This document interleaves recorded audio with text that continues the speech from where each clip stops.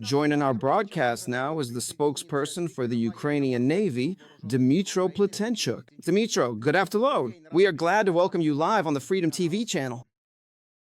Greetings to the studio, greetings to the viewers. Good afternoon, everyone. Dmytro, well, let's get into it. Our journalists, of course, have compiled a series of recent successful strikes against strategic targets of the Russian Terrorist Federation. There is, of course, confirmation from the General Staff of the latest strike at a fairly long distance. But let's talk about Novorossiysk after all. The most important point, which actually President of Ukraine Volodymyr Zelensky pointed out, and experts on air have already spoken about this, is that Ukrainian defenders managed to quite smoothly use various types of our weaponry and achieve excellent results. Let's take a moment to really assess how important this is, not just in terms of the recent strikes on Novorossiysk specifically, but in terms of actually bringing dictator Putin to the table for peace, especially since he clearly doesn't want to move toward any genuine peace negotiations himself. And as both the acting Minister of Defense and President Zelensky have clearly noted, we are confident in our path. We know exactly how, and we will make sure that Putin moves toward peace. In fact, as you can clearly see, on the contrary, the bellicose rhetoric is only intensifying now from both the Russian dictator and one of the loudest voices, the notorious press slush of the Ministry of Foreign Affairs of the Russian Federation, the so-called Maria Zakharova. It is truly a concerning escalation. And they are all now collectively stirring up the topic of Moldova, as well as the topic of the Pacific Ocean. And quite frankly, it is not only that. Armenia is also constantly being discussed by them in an ultimatum-like manner. So yes, it's very difficult to talk about peace with the Russians. They don't seem to be in the mood for peace at all. But if we return to our waters, to those specific events that took place at the base of the so-called Black Sea Fleet in Novorossiysk, then there are clearly two main culprits of the occasion. The frigates SM Makarov, which in fact have long been asking for seconds. They are periodically used by the Russians to shell Ukraine, causing significant damage and destruction in the region, which is why they remain a primary target. And accordingly, the fact that they became such primary targets is absolutely logical. And this is exactly, well, the only right decision if you're choosing targets, these two warships.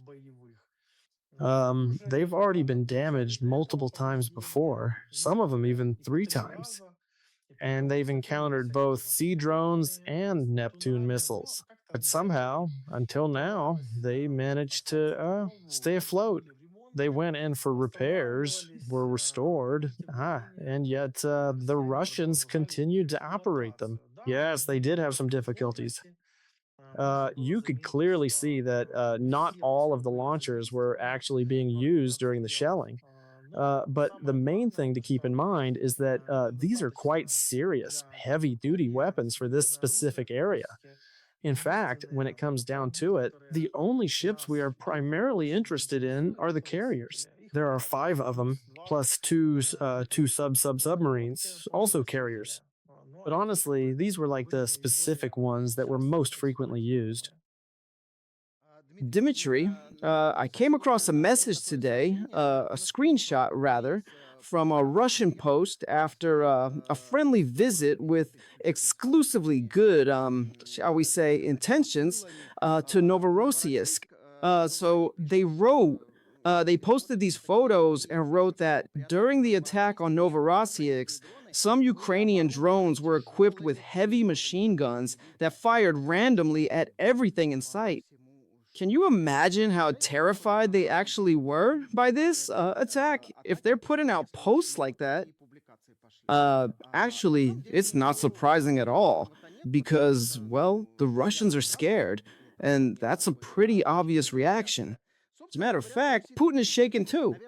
That's probably why I think he's not going to stop the war. Well, let's take a moment to talk about how we can all actually contribute to pushing him in the right direction, because it really is going to take a collective effort. Now, about how to deal with Putin, Mikhailo Podolyak, an advisor to the office of the president of Ukraine, spoke on our air.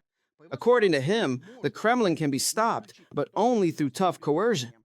And as long as Putin has the resources to wage war, the war will, unfortunately, continue. Let's listen to his direct remarks and discuss. Putin's not going to stop the war. And Putin is essentially the only one fundamentally interested in this war. And accordingly, this war can be stopped not by talk, but only by tough coercion. Therefore, going forward, and this is the third point, the war will follow an escalatory ladder. Unfortunately, yes.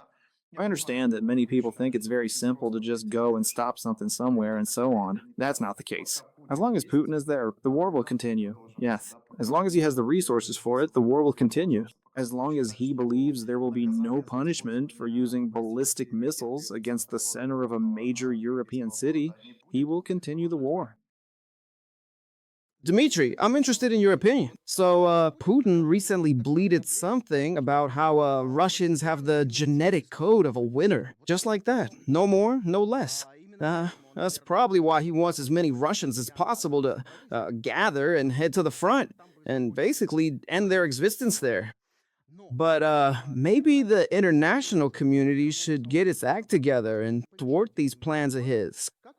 What do you think, given that Ukraine isn't planning to scale back its long-range sanctions, mid-range sanctions will also continue, and accordingly, the reach of these kind regards and their effectiveness will grow? What kind of help do you think we need so that these sanctions become increasingly effective? Mikhail Mikhailovich is absolutely right that Putin can only be stopped by force. The tactics of a St. Petersburg thug certainly haven't vanished from the Russian dictator's head. And accordingly, of course, it is not just a simple matter of introducing new sanctions, but rather it is a matter of providing real, tangible support.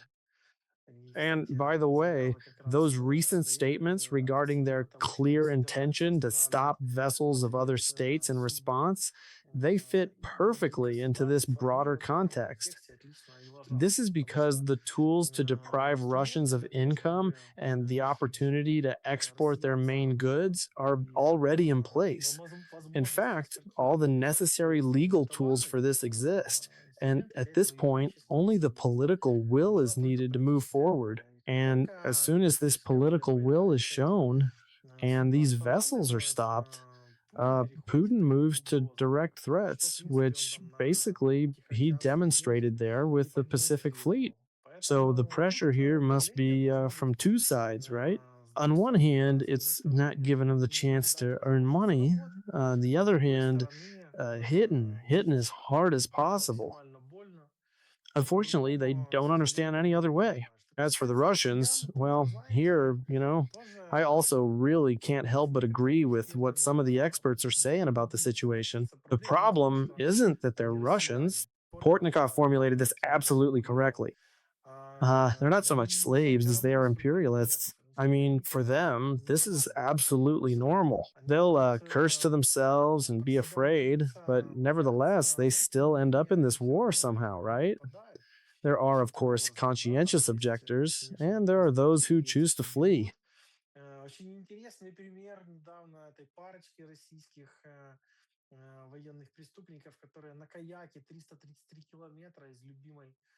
A fascinating recent example involves two Russian war criminals who kayaked 333 kilometers from Russia across the Black Sea to Turkey.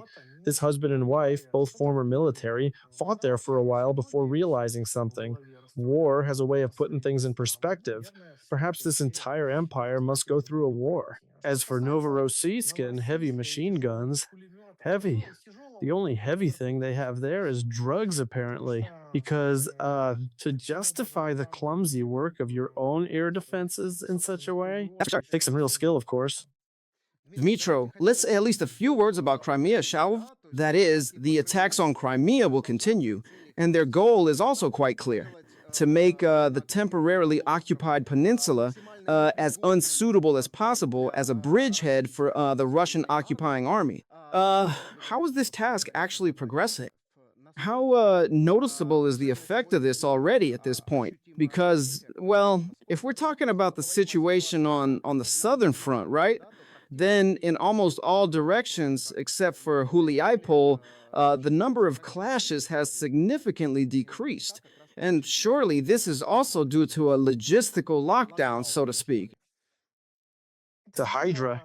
And in point of fact, for the Russians, the sea has proven to be the least successful theater of operations in this war. They have, quite clearly, suffered a significant and undeniable defeat in this domain. Yes, there is aviation. Yes, it's terrorizing the South first and foremost. Yes, today from the sea direction, 40 drones were entering the Mykolaiv and Odessa regions. This is happening practically around the clock, both day and night, especially at night. And yes, Crimea remains such a bridgehead from which everything that can fly is launched. Drones, the aviation that is still based there, ballistics, supersonics, all of that is about Crimea. And so, yes, I am sure that the logistical cutoffs and severing will continue further. We don't have much of a choice because for the Russians, yes, Crimea is indeed a very important military infrastructure object. And all of this takes a certain amount of time to exhaust the resources. Dmytro, thank you so much for finding the opportunity to join our live broadcast today. Dmytro Pletenchuk, spokesperson for the Navy of the Armed Forces of Ukraine, was the guest on the live broadcast on the Freedom TV channel.